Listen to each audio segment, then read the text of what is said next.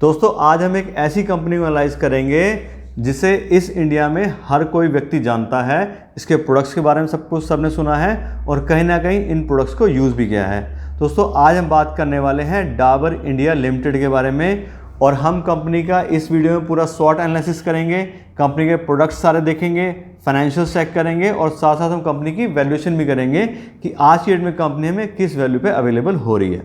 दोस्तों अगर हम बात करें डाबर इंडिया की तो इंडिया की लीडिंग जिसको बोलते हैं आयुर्वेदिक कंपनी है, उसके अलावा मोस्ट ट्रस्टेड ब्रांड है। वर्ल्ड के अंदर अगर बात करें तो वर्ल्ड की सबसे लार्जेस्ट आयुर्वेदिक और नेचुरल हेल्थ केयर की कंपनी है। कंपनी के पास आज की डेट में 250 से ज़्यादा हर्बल और आयुर्वेदिक प्रोडक्ट्स अवेलेबल हैं।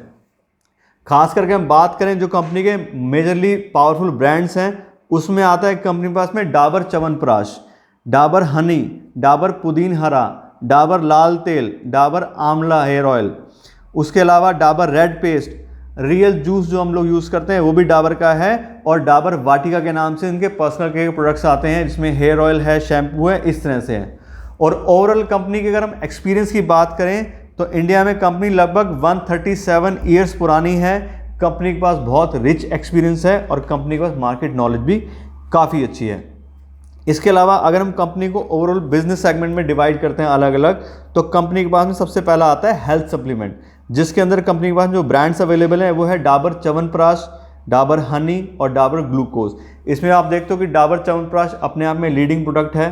च्यवनप्राश के नाम पे अगर हम देखें तो सबसे पहला जो रिकॉल होता है वो हमें डाबर च्यवनप्राश ही होता है। उसके बाद अगर हम बात करेंगे पर्सनल केयर की तो डाबर आंवला हेयर ऑयल, उसके अलावा डाबर वाटिका हेयर ऑयल, शैम्पू, इस तरह की चीज़ें अवेलेबल हैं। स्किन केयर में डाबर गुलाबरी, इनका गुलाब जल आता है, ऑक्सी ब्लीच, फैम के जो प्रोडक्ट्स आते हैं वो सब इसी कंपनी के हैं। उसके अलावा फूड्स में अगर हम बात करें तो रियल जूस जैसे पहले हमने बात की वो भी इसी कंपनी का है। तो जैसे जैसे हम प्रोडक्ट्स देखते आ रहे हैं कि कंपनी के प्रोडक्ट्स बहुत ही एक्स्ट्रा ऑर्डिनरी हैं, कंपनी का ब्रांड भी अच्छे हैं और इनके सब प्रोडक्ट्स ज़्यादातर जो है प्रोडक्ट्स उनके मार्केट शेयर भी काफ़ी अच्छा है। उसके अलावा हम बात करें अगर ओरल केयर सेगमेंट की तो ओरल केयर में कंपनी के पास में है डाबर रेड पेस्ट, डाबर मिसवाक, बबूल, डाबर लाल दंत मंजन। जो आयुर्वेदिक टूथपेस्ट यूज़ करना चाहते हैं उसमें इनके टूथपेस्ट काफ़ी हाई रैंकिंग में आते हैं। उसके अलावा डाइजेस्टिव्स जिसमें डाबर हाजमोला, डाबर पुदीन हरा, इस तरह के प्रोडक्ट्स हैं।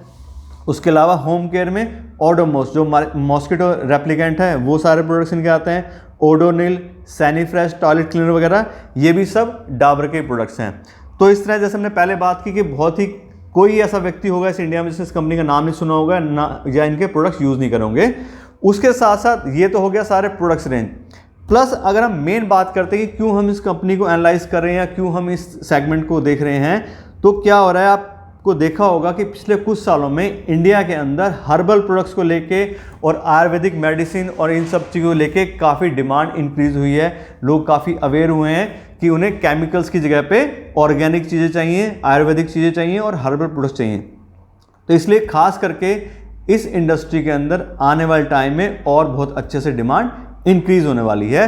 और जिस तरह से हम डाबर के प्रोडक्ट्स को हम देख रहे हैं क्लियरली बहुत सारे प्रोडक्ट के मार्केट लीडर हैं, तो इसलिए हम कह सकते हैं काफ़ी कंपनी का स्ट्रॉन्ग मोट है, कंपनी के पास कॉम्पिटिशन एडवांटेज है, कंपनी के पास में स्ट्रॉन्ग ब्रांड है जिसको लोग जल्दी से शिफ्ट नहीं करते हैं। तो ये तो बात हो गई कंपनी के प्रोडक्ट्स के बारे में। अब क्यों, क्योंकि हम तो इन्वेस्टर हैं और हमें कंपनी में पैसा इन्वेस्ट करना है तो इसके साथ साथ हम कंपनी के फाइनेंशियल्स भी चेक करेंगे और कंपनी की वैल्यूएशन भी चेक करेंगे। तो अब हम बात करते हैं कंपनी के फाइनेंशियल्स के बारे में। तो सबसे पहले हम देखते हैं कंपनी का रिवेन्यू। पिछले 5 साल का डेटा अगर हम कंपनी का चेक करते हैं तो 2017 से 2021 तक हम देखेंगे तो कंपनी के रिवेन्यूज़ में काफ़ी अच्छी ग्रोथ आई है। लगभग 7,600 करोड़ रुपए का जो रिवेन्यू था वो 2017 में था कंपनी का और 2021 में हो गया लगभग 9,500 करोड़ रुपए, जो कि काफ़ी अच्छी ग्रोथ है। और जैसे आपको पहले बताया कि इन कंपनी के प्रोडक्ट्स की डिमांड आने वाले टाइम में और ज़्यादा इंक्रीज होने वाली है। प्लस इसके बाद बात करते हैं कंपनी के ग्रॉस प्रॉफिट मार्जिन की। ग्रॉस प्रॉफिट मार्जिन में हम देखते हैं तो कंपनी का 2017 से लेकर 2021 तक लगातार पिछले 5 सालों में 50% के आसपास का कंपनी का ग्रॉस प्रॉफिट मार्जिन है, जो कि बहुत अच्छा एक मार्जिन माना जाता है। इससे हमें क्लियरली पता लगता है कि कंपनी की स्ट्रैटेजीज अच्छी हैं, कंपनी अच्छे से अपना रॉ मटेरियल लेती है, कम प्राइस पे लेती है, कंपनी अपनी लेबर कॉस्ट को अच्छे से मेंटेन कर रही है, इसीलिए इतने अच्छे ग्रॉस प्रॉफिट मार्जिन आ रहे हैं। उसके बाद अगला है जिस पैरामीटर पे हम कंपनी को चेक करते हैं वो है operating profit margin. Operating profit margin देखेंगे तो क्लियरली 18%, 19% इस तरह से पिछले 5 साल से कंपनी के आ रहे हैं।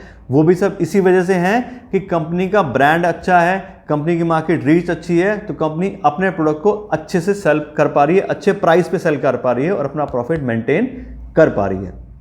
इसके बाद में जो अगला पैरामीटर है वो हम देखते हैं free cash flow. Free cash flow का मतलब होता है कि जो भी कंपनी ने प्रॉफिट कमाया, नेट प्रॉफिट, उसमें से कंपनी को रिसीव कितना हो गया, कोई बैड डेट वगैरह तो नहीं हो गए। सारी चीज़ें हम बात करें तो ये हम मानते हैं कंपनी की नेट इनकम। और इसमें भी अगर देखते हैं तो 2017 में कंपनी के पास 7,500 करोड़ रुपए का फ्री कैश फ्लो था और 2021 में हो गया 1,800 करोड़ रुपए, यानी कि 5 साल में करीब करीब 1,000 करोड़ रुपए का इंक्रीमेंट आ गया, जो कि काफ़ी अच्छा इंक्रीमेंट है। इसीलिए हम आपसे बार बार कह रहे हैं कि कंपनीज अच्छी हैं, इनकी आने वाले टाइम में भी डिमांड बढ़ने वाली है, और इसलिए हम सारी चीज़ों को हम कंपनी का चेक कर रहे हैं। उसके बाद जो नेक्स्ट पैरामीटर हमेशा हमें कंपनी का चेक करना चाहिए वो होता है डेट बाई इक्विटी रेशो, कि ठीक है कंपनी के मार्जिन्स तो अच्छे हैं, कंपनी के रेवेन्यू भी अच्छे हैं, लेकिन कहीं कंपनी ने ज़्यादा लोन तो नहीं लिया है। कल को अगर रेवेन्यूज़ कम हो गए या कोई प्रॉब्लम आ गई तो कंपनी में दिक्कत तो नहीं आ जाएगी इंटरेस्ट पेमेंट की वजह से। लेकिन अगर हम डाबर इंडिया को देखते हैं तो डाबर इंडिया में 0.2% का यहाँ पे डेट बाई इक्विटी रेशियो है, जो लगभग नेग्लिजिबल है, यानी कि कंपनी के पास कोई भी डेट नहीं है, वर्चुअली कंपनी डेट फ्री है। इसलिए हमें इंटरेस्ट पेमेंट से घबराने की कोई जरूरत है नहीं, क्योंकि इंटरेस्ट पेमेंट कुछ खास है ही नहीं। उसके बाद अगला पैरामीटर जो हम चेक करते हैं कंपनी का वो है रिटर्न ऑन इक्विटी, यानी कि जो इन्वेस्टर्स अपना पैसा कंपनी के साथ इन्वेस्ट कर रहे हैं, कंपनी उसके ऊपर उनको कितनी रिटर्न दे रही है। तो लास्ट ईयर की रिटर्न अगर हम चेक करते हैं तो ये आ रही है 24%, जो कि बहुत अच्छा रिटर्न ऑन इक्विटी है। 15% से ऊपर का जो रिटर्न ऑन इक्विटी है उसको काफ़ी अच्छा माना जाता है। और अगर हम पिछले 5 साल का देखते हैं तो वो आ रहा है लगभग 26% कंपनी का आ रहा है। ये भी काफ़ी अच्छा है, यानी कि पिछले 5 सालों में कंपनी ने 26% का रिटर्न हमें दिया है एज ए इन्वेस्टर। तो इस तरह से क्लियरली हम देख पा रहे हैं कि कंपनी के प्रोडक्ट के साथ साथ कंपनी के फाइनेंशियल्स भी बहुत अच्छे हैं, एक काफ़ी स्ट्रॉन्ग कंपनी है। तो ये तो बात होगी सारी अब तक फाइनेंशियल्स की। अब हम देखते हैं कि ठीक है फाइनेंशियल्स तो अच्छे हैं, लेकिन कंपनी किस प्राइस पे हमें अवेलेबल है, क्या हमें इसके लिए प्राइस पे करना पड़ रहा है, कंपनी कहीं ओवर प्राइस तो नहीं है। उसके लिए हम चेक करते हैं कंपनी की वैल्यूएशन। तो अब बात करते हैं हम कंपनी की वैल्यूएशन की। कंपनी को जब भी हम वैल्यू करते हैं तो हम कंपनी को वैल्यू करते हैं फ्री कैश फ्लो के ऊपर, क्योंकि वो हमें ज़्यादा बेटर पिक्चर कंपनी के बारे में देता है कि कंपनी की एक्चुअल अर्निंग क्या है। और कंपनी की वैल्यूएशन करने के लिए मैं यूज़ करता हूँ डिस्काउंटेड कैश फ्लो एनालिसिस, और उसकी मैंने ऑलरेडी एक अलग से डिटेल वीडियो बना रखी है, आप उसको चेक कर सकते हैं कि डिस्काउंटेड कैश फ्लो एनालिसिस क्या होता है और उसको हम कैसे सीख सकते हैं। तो अब अगर हम बात करते हैं कंपनी के पिछले 3 साल के फ्री कैश फ्लो की, तो वो आता है 1421 करोड़ रुपए, यानी कि जो पिछले 3 साल में फ्री कैश फ्लो अवेलेबल था उसका एवरेज। तो उसके हिसाब से अगर कंपनी की वैल्यू निकालते हैं तो वो आती है 71,000 करोड़। इसका मतलब क्या है कि जो कंपनी 1421 करोड़ रुपए हर साल कमाएगी और उसमें इंक्रीमेंट भी होगा, तो उसकी आज की वैल्यू आ रही है 71,000 करोड़ रुपए, यानी कि इतने पैसे अगर हमें कमाने हैं 1421 करोड़ रुपए, तो हमें 71,000 करोड़ रुपए इन्वेस्ट करने पड़ेंगे। अब क्योंकि हमें पूरी कंपनी तो खरीदनी नहीं है, हमें कुछ शेयर्स खरीदने हैं, तो उसके हिसाब से अगर हम फेयर वैल्यू निकालते हैं कंपनी की, जो 71,000 है पर शेयर में अगर हम फेयर वैल्यू निकालते हैं तो पर शेयर फेयर वैल्यू आती है 400 रुपये पर शेयर। यानी कि अगर हम कंपनी का शेयर 400 रुपये प्राइस पे खरीदते हैं तो कंपनी को हम फेयर वैल्यू पे खरीदेंगे। लेकिन क्योंकि हम वॉरेन बफेट फॉलोवर्स हैं, और वॉरेन बफेट सर हमेशा क्या कहते हैं कि we buy a dollar for 50 cent, कि चाहे कंपनी कितनी भी अच्छी हो, फाइनेंशियल्स अच्छे हैं, प्रोडक्ट्स अच्छे हैं, लेकिन हमें अपना रिस्क पहले से कैलकुलेट करके चलना है।